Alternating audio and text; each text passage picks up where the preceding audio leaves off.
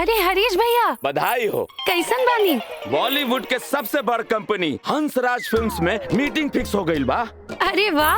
हाँ। अच्छा आप लोग बैठी, हम चाय बना के ले आवत आनी। हाँ, एक बार मीटिंगिया सही से हो जाओ फिर ना पूरा बॉलीवुड में हमनी के राज होई राज। इतना आसान नहीं खे जितना तोरा लागत था। जिंदगी में कोनो चीज नामुमकिन नहीं खे, ऐसा बोबिया कहत रहे। अबे ये बार बार बोबिया बोबिया का कहत रहे रे? कोनो तोर गर्लफ्रेंड हिया का? हे, बॉबिया हमार गर्लफ्रेंड बा।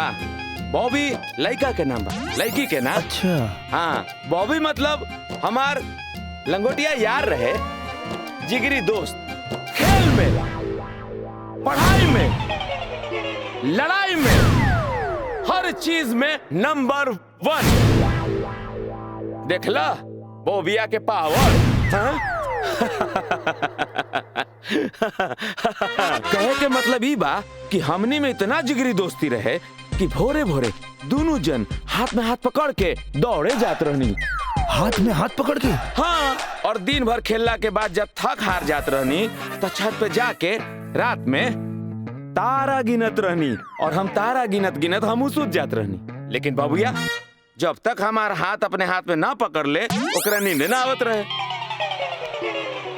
ओकर हरकत सुनला के बाद हाँ, हमरा लगा था वो तोर जिगरी दोस्त ना रहे, वो तोर जिगरी सहेली रहे। सहेली? हाँ। का बोला तरह? ऐसा हरकत वाला लोग के का कहल जाला जाने ले? का? गे। गे? हाँ। और ऐसा लड़का लोग के लड़की में ना लड़का में ज्यादा इंटरेस्ट होला। सच हो? आज जाके हरीश के ही पता चलल कि ओकर बचपन के दोस्त ओकर कौना तरीका से इस्तेमाल करत रहे।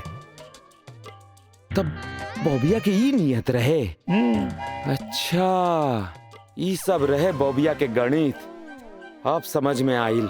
हाँ, वो तो हमरा गणित भी सिखौलस कपड़ा उतार के। कैसे? कहत रहे कि एक एक गलती पे तहनी लोगन के एगो कपड़ा उतारे के पड़ी। बस हमार तो गणित खराब रहे तो हमार सारा कपड़वा उतर जाए। अब और का सिखावत रहे तोरा के? और वो बिना कपड़ा के वो हमरा के पौरना सिखावत रहे। ओकरा कहनाम रहे कि जौन मर्द बिना कपड़ा के पौड़ी ओकर स्पीड जे बा वो डबल हो जाए।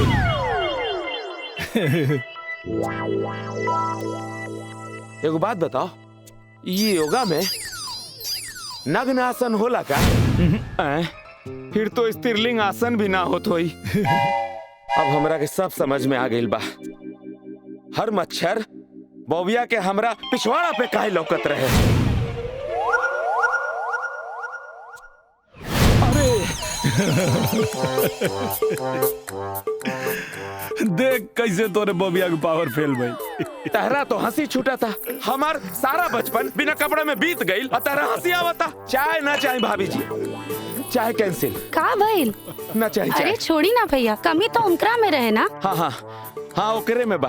आप काहे इतना चिंता करत आनी? आप गे बानी? हरीश गे बा? अरे ना माई, हरीश भैया ना, वो तो यहाँ के। अरे बा। दामाद जी गे बा?